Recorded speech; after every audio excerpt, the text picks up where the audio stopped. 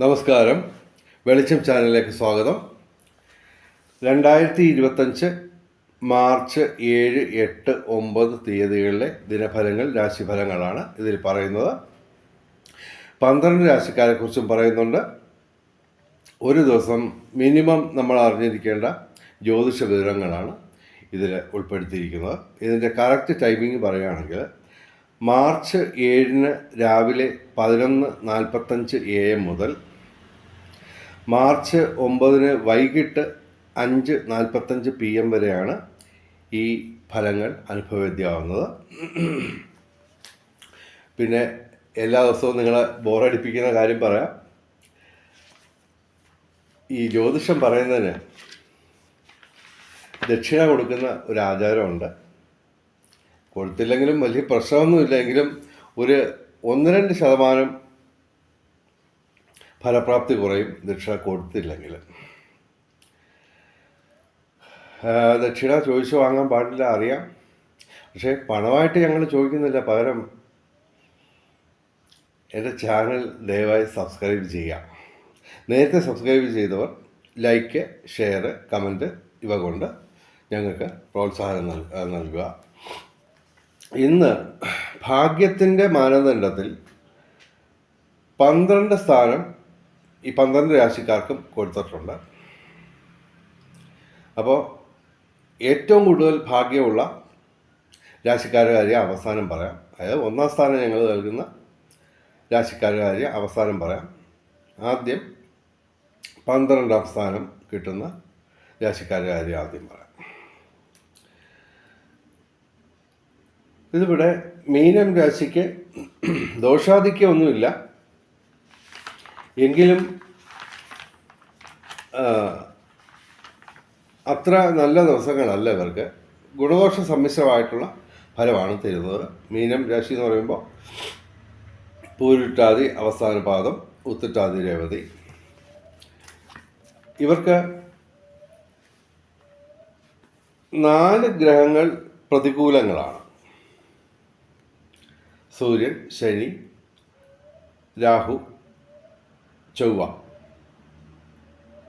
ഇത് 4 പാപഗ്രഹങ്ങളാണ്. അപ്പോൾ ഇവ പ്രതികൂലങ്ങളായിട്ട് നിൽക്കുന്നു. അപ്പോൾ ഗുണാധിക്യം എന്ന് പറയാക്കത്തില്ല. ഗുണദോഷ സമ്മിശ്രത്തിൽ തന്നെ അല്പം ദോഷാധിക്യമുണ്ട്.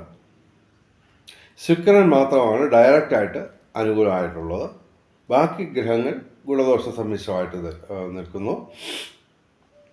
അപ്പോൾ ഇവർ ദിവസ ഗുണവർദ്ധനവിന് വേണ്ടി ക്ഷേത്രദർശനം, മന്ത്രജപങ്ങൾ, കർമ്മത്തിൽ പാലിക്കേണ്ട വിശുദ്ധി, ദാനധർമാദികൾ ഇവയൊക്കെ അനുഷ്ഠിച്ച് ഈശ്വരനുമായിട്ട് ചേർന്ന് നിൽക്കുക.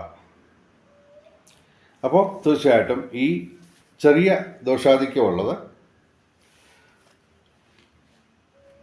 ഗുണാധിക്യമായിട്ട് മാറ്റിയെടുക്കാൻ നമുക്ക് കഴിയും.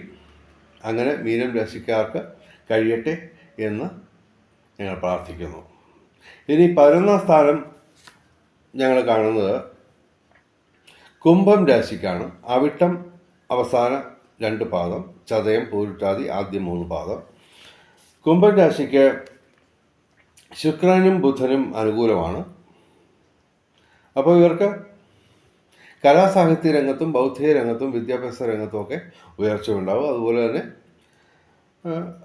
മോശമില്ലാത്ത രീതിയിൽ ധനവരം ഉണ്ടാവും. പരീക്ഷ, ഇൻ്റർവ്യൂ ഒക്കെ ഒരു വലിയ മോശമല്ലാത്ത പ്രകടനം ഇവർക്ക് കാഴ്ചവെക്കാൻ കഴിയും, ഇൻ്റർവ്യൂവിലും പരീക്ഷയിലുമൊക്കെ. പിന്നെ ഇവർക്ക് സൂര്യൻ, ശനി, കേതു ഇവ പ്രതികൂലങ്ങളായിട്ട് നിൽക്കുന്നു. അപ്പോൾ ഇത് ഇവർക്ക് ദോഷാധിക്യമെന്ന് പറയാൻ പറ്റില്ല. എങ്കിലും ഒരു ഗുണദോഷ സമ്മിശ്രമായിട്ട് ഇവർക്ക് ഫലം പറയാം.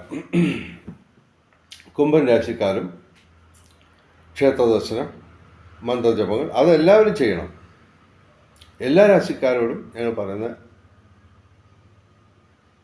പതിവായിട്ടുള്ള പല്ലവി ആവർത്തിക്കുന്നു. കർമ്മത്തിൽ പാലിക്കേണ്ട വിശുദ്ധി, അതുപോലെ തന്നെ ദാനധർമാദികൾ, ക്ഷേത്രദർശനം, മന്ത്രജപങ്ങൾ ഇവയൊക്കെ അനുഷ്ഠിച്ച് ഈശ്വരനുമായിട്ട് ചേർന്ന് നിന്നാൽ ഇവർക്ക് ഗുണാധിക്യം നേടിയെടുക്കാൻ പറ്റും.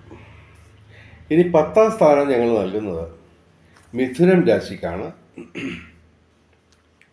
മകയിരം അവസാന 2 പാദം, തിരുവാതിര, പുണർദം ആദ്യ 3 പാദം.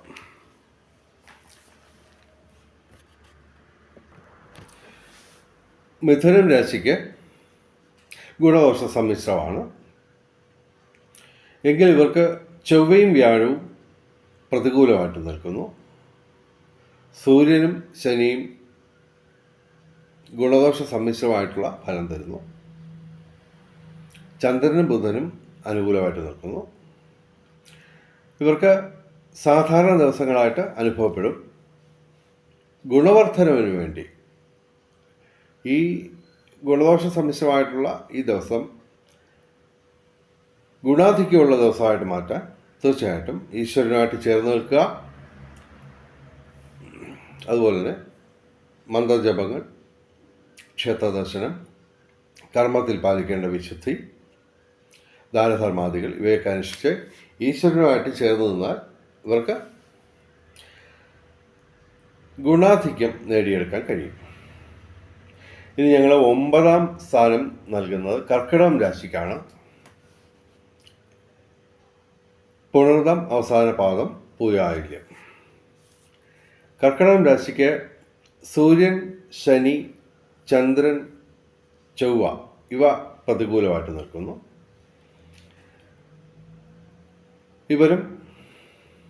ഇവർക്ക് പക്ഷേ 4 ഗ്രഹങ്ങൾ അനുകൂലമാണ്. വ്യാഴം 11ാം ഭാവത്തിൽ ലാഭസ്ഥാനത്ത് വയ്ക്കുന്നു. അതാണ് ഇവരുടെ ഏറ്റവും വലിയ നേട്ടം. അതുപോലെ ശുക്ര അനുകൂലമാണ്. കേതുവും അതിനാൽ തന്നെ സർപ്പവും അനുകൂലമായിട്ട് നിൽക്കുന്നു. അങ്ങനെ 4 ഗ്രഹങ്ങൾ അനുകൂലമായിട്ട് നിൽക്കുന്നെങ്കിലും ഇവർക്ക് ഗുണദോഷ സമ്മിശ്രമായിട്ട് ഫലം ഞങ്ങൾ പറയുന്നു. ക്ഷേത്രദർശനം, മന്ത്രജപങ്ങൾ, കർമ്മത്തിൽ പാലിക്കേണ്ട വിശുദ്ധി, ദാനധർമാദികൾ ഇവയൊക്കെ അനുഷ്ഠിച്ച് ഈശ്വരനുമായിട്ട് ചേർന്ന് നിന്ന് കഴിഞ്ഞാൽ തീർച്ചയായിട്ടും ഈ ഗുണദോഷ സമ്മിശ്രം എന്നുള്ളത് ഗുണാധിക്യമായിട്ട് നമുക്ക് മാറ്റിയെടുക്കാൻ പറ്റും. ഇനി 8ാം സ്ഥാനം ഞങ്ങൾ നൽകുന്നത് ചിങ്ങം രാശിക്കാണ്. മകം, പൂര, ഉത്രം ആദ്യപാദം. ചിങ്ങം രാശിക്ക് ഒരു ഗ്രഹം മാത്രമാണ് പ്രതികൂലമായിട്ട് നിൽക്കുന്നത്. സർപ്പം അഷ്ടമത്തിലാണ്. അപ്പോൾ ഗുണദോഷ സമ്മിശ്രമായിട്ടുള്ള ഫലമാണ് ഇവർക്ക് ഞങ്ങൾ പറയുന്നത്. 4 ഗ്രഹങ്ങൾ അനുകൂലമാണ്. ചന്ദ്രൻ, ചൊവ്വ, അതുപോലെ തന്നെ ശുക്രൻ, ബുധൻ ഇവയൊക്കെ അനുകൂലമാണ് ഡയറക്റ്റായിട്ട്. ബാക്കിയുള്ള 4 ഗ്രഹങ്ങൾ ഗുണദോഷ സമ്മിശ്രമായിട്ടുള്ള ഫലം തരും. അപ്പോൾ സർപ്പം, രാഹു അഷ്ടമത്തിൽ നിൽക്കുന്നതുകൊണ്ട് ഇവർ സർപ്പപ്രതിഷ്ഠയുള്ള ക്ഷേത്രങ്ങളിൽ 100 പാലും അതുപോലെ തന്നെ പുള്ളുവം പാട്ട് ഇതൊക്കെ നടത്തി ഗുണവർദ്ധനവ് നേടുക. അതായത് ഇവരും ക്ഷേത്രദർശനം, മന്ത്രജപങ്ങൾ ഇവയൊന്നും മുടക്കാൻ പാടില്ല. അതുപോലെ തന്നെ കർമ്മത്തിൽ പാലിക്കേണ്ട വിശുദ്ധിയും അതുപോലെ തന്നെ ദാനധർമാദികളുമൊക്കെ നടത്തി ഈശ്വരനുമായിട്ട് ചേർന്ന് നിന്ന് ഇവർക്ക് ഗുണാധിക്യം നേടിയെടുക്കാൻ കഴിയും. ഇനി 7ാം സ്ഥാനം ഞങ്ങൾ നൽകുന്നത് വൃശ്ചികം രാശിക്കാണ്. വൃശ്ചികം രാശി എന്ന് പറയുമ്പോൾ വിശാഖം അവസാന പാദം, അനിഴം, തൃക്കേട്ട. വൃശ്ചികം രാശിക്ക് ഗുണദോഷ സമ്മിശ്രമാണ്. 4 ഗ്രഹങ്ങൾ അനുകൂലമായിട്ട് നിൽക്കുന്നു. ഇവർക്ക് പക്ഷേ ശനി, ചന്ദ്രൻ, ചൊവ്വ ഇവയൊക്കെ പ്രതികൂലമായിട്ട് നിൽക്കുന്നു. അപ്പോൾ ഗുണവർദ്ധനവിന് വേണ്ടി ഈശ്വരനുമായിട്ട് ചേർന്ന് നിന്ന് ഇവർക്ക് ഗുണാധിക്യം നേടിയെടുക്കാൻ പറ്റും. ഇവർക്ക് വ്യാഴം 7ാം ഭാവത്തിൽ നിൽക്കുന്നതിനാൽ ദാമ്പത്യ സുഖം, അതുപോലെ തന്നെ ബന്ധങ്ങൾ ഊഷ്മളമാവും. ശുക്രന് അനുകൂലമാണ് ഇവിടെ. പൊതുവിൽ ഒരു സാധാരണ രീതിയിൽ ധനവരവുണ്ടാവും. വൃശ്ചികം രാശിക്ക് ഗുണദോഷ സമ്മിശ്രമായിട്ട് ഞങ്ങൾ ഫലം പറയുന്നു. മാർച്ച് 7, 8, 9 തീയതികളിൽ. ഇനിയിപ്പോൾ 6ാം സ്ഥാനം ഞങ്ങൾ നൽകുന്നത് ധനുരാശിക്കാണ്. ധനുരാശി എന്ന് പറയുമ്പോൾ മൂലം, പൂരാടം, ഉത്രാടം, ആദ്യപാദം. ധനുരാശിക്ക് ഗുണാധിക്യമാണ് കാണുന്നത്. 5 ഗ്രഹങ്ങൾ അനുകൂലമായിട്ട് നിൽക്കുന്നു. എങ്കിലും ഇവിടെ ഇവർക്ക് വ്യാഴം 6ാം ഭാവത്തിൽ പ്രതികൂലമായിട്ട് നിൽക്കുകയാണ്. ഇവർക്ക് സൂര്യനും ശനിയും യോഗം ചെയ്ത് നിൽക്കുകയാണെങ്കിലും ഇവർക്ക് വലിയ ദോഷമൊന്നും വരില്ല. കാരണം രണ്ടും അനുകൂലമായിട്ടുള്ള ഭാവത്തിലാണ്. അപ്പോൾ തൊഴിൽപരമായിട്ട് ഇവർക്ക് നേട്ടമുണ്ടാകും. പിതൃഗുണം, സന്താന നേട്ടം ഇവയൊക്കെ അനുഭവത്തിൽ വരും. പിന്നെ സാങ്കേതിക രംഗത്ത് നേട്ടങ്ങളുണ്ടാവും. ഇവർ ഏർപ്പെടുന്ന മിക്കവാറും എല്ലാ കാര്യങ്ങളിലും ഇവർക്ക് ഒരു വിജയ സാധ്യത കാണുന്നു. പിന്നെ ബുധനും ശുക്രനും ഒരുമിച്ച് അനുകൂലമായിട്ട് നിൽക്കുന്നതിനാൽ കലാസാഹിത്യ രംഗത്തും ബൗദ്ധിക രംഗത്തും വിദ്യാഭ്യാസ രംഗത്തും ഉയർച്ചയുണ്ടാവും. പൊതുവെ ഇവർക്ക് ഗുണാധിക്യമുള്ള ദിവസങ്ങളാണ്. ഇനി 5ാം സ്ഥാനം ഞങ്ങൾ നൽകുന്നത് തുലാം രാശിക്കാണ്. തുലാം രാശി എന്ന് പറയുമ്പോൾ ചിത്തിര അവസാന പാദം, അവസാന 2 പാദം, ചോതി, വിശാഖം ആദ്യ 3 പാദം. തുലാം രാശിക്ക് ഗുണാധിക്യമാണ് ഞങ്ങൾ പറയുന്നത്. 4 ഗ്രഹങ്ങളെ ഡയറക്റ്റായിട്ട് അനുകൂലമുള്ളൂ. എങ്കിലും വ്യാഴം ഒഴിച്ച് ബാക്കി എല്ലാ ഗ്രഹങ്ങളും ഗുണദോഷ സമ്മിശ്രമായിട്ട് ഫലം തരും. അപ്പോൾ വ്യാഴം മാത്രമാണ് ഇവർക്ക് പ്രശ്നമുണ്ടാകുന്നത്. പക്ഷേ അത് ഇവരുടെ ധനസ്ഥാനത്തേക്ക് 2ാം ഭാവത്തിലേക്ക് ദൃഷ്ടി ചെയ്യുന്നതിനാൽ ധനവരവുണ്ടാവും. അതുമാത്രമല്ല, തുലാം രാശിക്ക് ഈ പറഞ്ഞ മാർച്ച് 29 തൊട്ട് വലിയ നേട്ടങ്ങൾ വരാൻ പോകുന്നത് കൊണ്ട് ഇപ്പോഴേ തന്നെ അതിൻ്റെ ഫലങ്ങൾ കണ്ടു തുടങ്ങും. അതുകൊണ്ട് നമുക്ക് തുലാം രാശിക്കും ഗുണാധിക്യമാണ് ഈ ദിവസങ്ങൾ എന്ന് നമുക്ക് നിസ്സംശയം പറയാം. ഇവർക്ക് ശനി കൊണ്ടുള്ള നേട്ടങ്ങൾ, 5ാം ഭാവത്തിൽ ശനി അത്ര വലിയ അനുഗ്രഹങ്ങളൊന്നും തരില്ല. എന്നാലും ശനി ഇവിടെ സ്വക്ഷേത്രത്തിൽ നിൽക്കുന്നതിനാൽ ഇവർക്ക് നേട്ടങ്ങൾ പ്രതീക്ഷിക്കാം. ഏർപ്പെടുന്ന ഏത് പ്രവൃത്തിക്കും ഒരു വിജയ സാധ്യത നിലനിൽക്കുകയാണ്. അതുപോലെ തന്നെ സാങ്കേതിക മികവ് കൊണ്ട് ഇവർക്ക് പല നേട്ടങ്ങളും കൈവരിക്കാൻ കഴിയും. ഇനി 4ാം സ്ഥാനം ഞങ്ങൾ നൽകുന്നത് കന്നിരാശിക്കാണ്. കന്നിരാശി എന്ന് പറയുമ്പോൾ ഉത്രം അവസാന 3 പാദം, അത്തം ചിത്തിര ആദ്യ 2 പാദം. കന്നിരാശിക്ക് ഗുണാധിക്യമാണ് കാണുന്നത്. അവർക്ക് 5 ഗ്രഹങ്ങൾ അനുകൂലമായിട്ട് നിൽക്കുന്നു. പ്രതികൂലമായിട്ട് പറയാൻ കേതു ജന്മത്തിൽ നിൽക്കുന്നത് ദോഷകരമാണ്. എങ്കിലും ഇവർക്ക് ഏറ്റവും പ്രധാനപ്പെട്ട 4 ഗ്രഹങ്ങൾ ഇവർക്ക് അനുകൂലമായിട്ട് നിൽക്കുന്നു, ഡയറക്റ്റായിട്ട് അനുകൂലമായിട്ട് നിൽക്കുന്നു. സൂര്യൻ, ശനി, വ്യാഴം, ചന്ദ്രൻ, ചൊവ്വ. അപ്പോൾ ഇവർക്ക് ഏറ്റവും പ്രധാനപ്പെട്ട അതീവ നിർണായക സ്വാധീനം ചെലുത്തുന്ന 4 ഗ്രഹങ്ങൾ അനുകൂലമായിട്ട് നിൽക്കുന്നതിനാൽ ഇവർക്ക് കുറച്ച് നാളായിട്ട് ഞങ്ങൾ ഗുണാധിക്യമുള്ള ദിവസങ്ങളായിട്ടാണ് പറയുന്നത്. അതിൻ്റെ കൂടെ ഇവിടെ ഇപ്പോൾ ചന്ദ്രനും അനുകൂലമാണ്. ഏതാണ്ട് 3 ഗ്രഹങ്ങൾ ഗുണദോഷ സമ്മിശ്രമായിട്ടുള്ള ഫലവും തരുന്നു. അപ്പോൾ ഇവർക്ക് ഗുണാധിക്യമായിട്ട് കാര്യങ്ങൾ പറയാം. തൊഴിൽ ഭാഗ്യം, സന്താന ഗുണം, പിതൃസ്ഥാനിയിൽ നിന്ന് അനുഗ്രഹം, സാങ്കേതിക മികവ് കൊണ്ട് ഇവർക്ക് വിസ്മയങ്ങൾ സൃഷ്ടിച്ച് നേട്ടങ്ങൾ കൊയ്യാൻ പറ്റും. അതുപോലെ വ്യാഴം ഭാഗ്യസ്ഥാനത്ത് നിൽക്കുന്നു, ദൈവാധീനമുണ്ട്. ചൊവ്വയും ശനിയും വ്യാഴവും ഒരുമിച്ച് അനുകൂലമായതിനാൽ തീർച്ചയായിട്ടും വാഹന ഭാഗ്യം ഇവർക്കുണ്ടാവും. അതുവഴി തീർത്ഥയാത്രകൾക്കും പോകാനുള്ള അവസരം ഒരുങ്ങും. പൊതുവെ ഇവർക്ക് സർവകാര്യ വിജയം, സർവവിധ സൗഭാഗ്യം, രാജകീയ സുഖഭോഗങ്ങൾ ഇവ പ്രതീക്ഷിക്കാം. അതുപോലെ തന്നെ ചൊവ്വ അനുകൂലമായതിനാൽ നിയമ പ്രശ്നങ്ങൾ ഉണ്ടാവുമെങ്കിലും അത് ഇവർക്ക് മറികടക്കാൻ പറ്റും. അതുകൂടാതെ സൂര്യൻ, ശനി, വ്യാഴം, ചൊവ്വ ഇവയെല്ലാം ഒരുമിച്ച് അനുകൂലമായതിനാൽ ഇവർക്ക് രാഷ്ട്രീയ രംഗത്തും പൊതുരംഗത്തും ഉയർച്ചയുണ്ടാവും.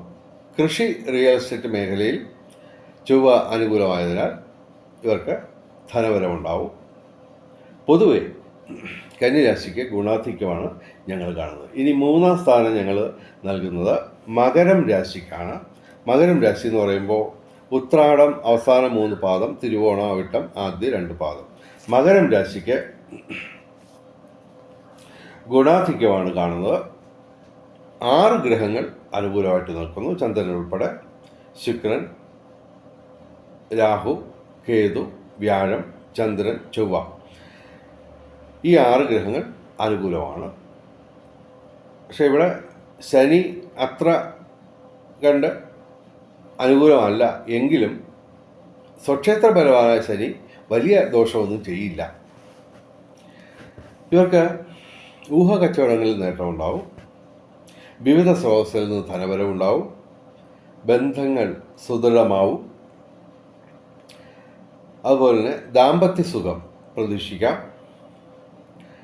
പ്രേമബന്ധങ്ങൾ ഊഷ്മളമാവും.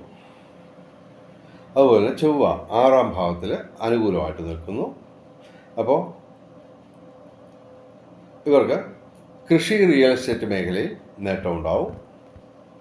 അതുപോലെ തന്നെ നിയമ പ്രശ്നങ്ങൾ ഉണ്ടാവുമെങ്കിലും ഇവർക്കത് പരിഹരിക്കാൻ കഴിയും. രാഷ്ട്രീയ രംഗത്തും പൊതുരംഗത്തും ഉയർച്ചയുണ്ടാവും. പൊതുവെ മകരം രാശിക്ക് ഗുണാധിക്യമാണ് ഞങ്ങൾ കാണുന്നത്. ഇനി 2-ാം സ്ഥാനം ഞങ്ങൾ നൽകുന്നത് ഇടവൻ രാശിക്കാണ്. ഇടവൻ രാശി എന്ന് പറയുമ്പോൾ കാർത്തിക അവസാന 3 പാദം, രോഹിണി, മകയിരം ആദ്യ 2 പാദം. ഇടവൻ രാശിക്ക് ഗുണാധിക്യമാണ് കാണുന്നത്. 6 ഗ്രഹങ്ങൾ അനുകൂലമായിട്ട് നിൽക്കുന്നു. വ്യാഴം അത്ര കണ്ട് അനുകൂലമല്ല. എങ്കിലും ഇവർക്ക് സൂര്യനും ശനിയും കർമ്മഭാവത്തിൽ നിൽക്കുന്നതിനാൽ തൊഴിൽ ലാഭം ഉണ്ടാവും. ശനി കണ്ടകശനിയാണെങ്കിലും സ്വക്ഷേത്രപരമായിട്ട് നിൽക്കുന്നതുകൊണ്ട് ഗുണഫലങ്ങൾ ഏറിയിരിക്കും. സാങ്കേതിക രംഗത്ത് ഇവർക്ക് നേട്ടമുണ്ടാവും. സർവകാര്യ വിജയമുണ്ടാവും. ബുധനും ശുക്രനും ഒരുമിച്ച് അനുകൂലമായതിനാൽ കലാസാഹിത്യ രംഗത്തും ബൗദ്ധിക രംഗത്തും വിദ്യാഭ്യാസ രംഗത്തും ഉയർച്ചയുണ്ടാവും. വിവിധ സ്രോതസ്സിൽ നിന്ന് ധനവരവ്, പരീക്ഷ, ഇൻ്റർവ്യൂ ഇവരൊക്കെ നേട്ടമുണ്ടാവും. ഇപ്പോൾ പരീക്ഷാകാലമാണല്ലോ. പരീക്ഷയിലൊക്കെ ഇവർക്ക് പരമാവധി നേട്ടങ്ങൾ കൊയ്യാൻ പറ്റും. പിന്നെ ഇവർക്ക് 11-ാം ഭാവത്തിൽ രാഹു നിൽക്കുന്നതിനാൽ ഊഹക്കച്ചവടങ്ങളിൽ നേട്ടമുണ്ടാവും. പൊതുവെ ഇടവൻ രാശിക്ക് ഗുണാധിക്യമാണ് കാണുന്നത്. ഇനി മേടം രാശി. ഈ ആഴ്ചയിൽ ഈ ദിവസങ്ങളിൽ ഏറ്റവും കൂടുതൽ നേട്ടം ഉണ്ടാകുന്നത് മേടം രാശിക്കാണ്. മേടം രാശി എന്ന് പറയുമ്പോൾ അശ്വതി, ഭരണി, കാർത്തിക ആദ്യ പാദം. മേടം രാശിക്ക് അത്യധികം ഗുണാധിക്യമുള്ള ദിവസങ്ങളാണ് എന്ന് പറയുമ്പോൾ ഇവർക്ക് 12-ാം ഭാവത്തിൽ സർപ്പം അഥവാ രാഹു നിൽപ്പുണ്ട്. അത് ദോഷകരമാണ്. എങ്കിലും ഇവർക്ക് പൊതുരംഗത്തും രാഷ്ട്രീയ രംഗത്തുമൊക്കെ ഉയർച്ച ഉണ്ടാവും. അതുപോലെ തൊഴിൽ ഭാഗ്യം, പിതൃഗുണം, സന്താന നേട്ടം, സർവകാര്യ വിജയം, സർവവിധ സൗഭാഗ്യം, രാജകീയ സുഖഭോഗങ്ങൾ. അതുപോലെ തന്നെ തീർച്ചയായിട്ടും ഇവർക്ക് വാഹന ലാഭം ഉണ്ടാവും. കാര്യം ചൊവ്വ, ശനി, വ്യാഴം ഇവ 3ഉം ഒരുമിച്ച് അനുകൂലമായപ്പോൾ വാഹന ലാഭം, അതുവഴി തീർത്ഥയാത്രകൾക്കൊക്കെ അവസരമൊരുങ്ങും. പൊതുവെ എല്ലാം നേടാവുന്ന ഒരു ദിവസങ്ങളാണ് മേടം രാശിക്ക് ഈ ദിവസങ്ങൾ. ഇനി നമുക്ക് ഭാഗ്യ നമ്പറുകൾ നോക്കാം. 7-3-2025 1 ഏറ്റവും വലിയ ഭാഗ്യസംഖ്യ. 7, 3, 2, 5, 9 ഇവയും ഭാഗ്യസംഖ്യകളാണ്. 8, 3 2025 2 ഏറ്റവും വലിയ ഭാഗ്യസംഖ്യ. 8, 9, 5, 3, 1 ഇവയും ഭാഗ്യസംഖ്യകളാണ്. 9, 3 2025 3 ഏറ്റവും വലിയ ഭാഗ്യസംഖ്യ. 9, 8, 2, 5, 1 ഇവയും ഭാഗ്യസംഖ്യകളാണ്. ഇനി ബ്രഹ്മമുഹൂർത്തം നോക്കാം. 7, 8, 9 തീയതികളിൽ രാവിലെ 4:59 AM മുതൽ രാവിലെ 5:47 AM വരെ ബ്രഹ്മമുഹൂർത്തമാണ് 7, 8, 9 തീയതികളിൽ. അഭിജിത്ത് മുഹൂർത്തം 7, 8 തീയതികളിൽ ഉച്ചയ്ക്ക് 12 മണി തൊട്ട് 12 മണി 9 PM മുതൽ ഉച്ചയ്ക്ക് 12 മണി 56 PM വരെ. 7, 8 തീയതികളിൽ അഭിജിത്ത് മുഹൂർത്തമാണ്. 9-ാം തീയതി ഉച്ചയ്ക്ക് 12 മണി 8 PM മുതൽ ഉച്ചയ്ക്ക് 12:56 PM വരെ 9-ാം തീയതി അഭിജിത്ത് മുഹൂർത്തമാണ്. അഭിജിത്ത് മുഹൂർത്തത്തിലും ബ്രഹ്മമുഹൂർത്തത്തിലും പ്രധാനപ്പെട്ട കാര്യങ്ങൾ ചെയ്യാൻ ശ്രമിക്കുക. ബ്രഹ്മമുഹൂർത്തത്തിൽ പ്രാർത്ഥനകൾക്ക് പ്രാധാന്യം നൽകുക. ഇനി രാഹുകാലം 7-ാം തീയതി രാവിലെ 11 മണി 3 AM മുതൽ ഉച്ചയ്ക്ക് 12 മണി 33 PM വരെ രാഹുകാലമാണ് 7-ാം തീയതി. 8-ാം തീയതി രാവിലെ 9:34 AM മുതൽ രാവിലെ 11 മണി 3 AM വരെയാണ് 8-ാം തീയതി രാഹുകാലം. 9-ാം തീയതി രാവിലെ വൈകിട്ട് 5 മണി PM മുതൽ 9-ാം തീയതി ഞായറാഴ്ചയാണെന്ന് വൈകിട്ട് 5 PM മുതൽ വൈകിട്ട് 6:29 PM വരെയാണ് രാഹുകാലം 9-ാം തീയതി. രാഹുകാലത്തിൽ പ്രധാനപ്പെട്ട കാര്യങ്ങളിൽ നിന്ന് വിട്ടുനിൽക്കുക, യാത്രകൾ ഒഴിവാക്കുക. ഇനി ഭാഗ്യനിറങ്ങൾ. 7-ാം തീയതി വെള്ളിയാഴ്ച ചുവപ്പ്, 8-ാം തീയതി ശനിയാഴ്ച കറുപ്പ് അല്ലെങ്കിൽ നീല, 9-ാം തീയതി ഞായറാഴ്ച ചുവപ്പ് അല്ലെങ്കിൽ ഇവയുടെ ഇളം നിറങ്ങൾ അല്ലെങ്കിൽ ഈ നിറങ്ങൾ ഡിസൈനായിട്ടുള്ള വസ്ത്രങ്ങൾ ധരിച്ചാൽ ഭാഗ്യവർദ്ധന ഉണ്ടാവുന്നതാണ്. വെളിച്ചം ചാനലിൻ്റെ മുഴുവൻ പ്രേക്ഷകർക്കും സർവകാര്യ വിജയം, സർവവിധ സൗഭാഗ്യം, രാജകീയ സുഖഭോഗങ്ങൾ, അപ്രതീക്ഷിത ധനലാഭങ്ങൾ, അപ്രതീക്ഷിത സൗഭാഗ്യങ്ങൾ ഇവ ഗുരുവായൂരപ്പൻ അനുഗ്രഹിച്ചു തന്ന് എല്ലാവരുടെയും ജീവിതത്തിൽ വെളിച്ചവും ഐശ്വര്യവും സമ്പൽ സമൃദ്ധിയും വന്നു ചേരട്ടെ എന്ന് പ്രാർത്ഥിച്ചുകൊണ്ട് ഈ വീഡിയോ അവസാനിപ്പിക്കുന്നു. നമസ്കാരം, ശുഭദിനം.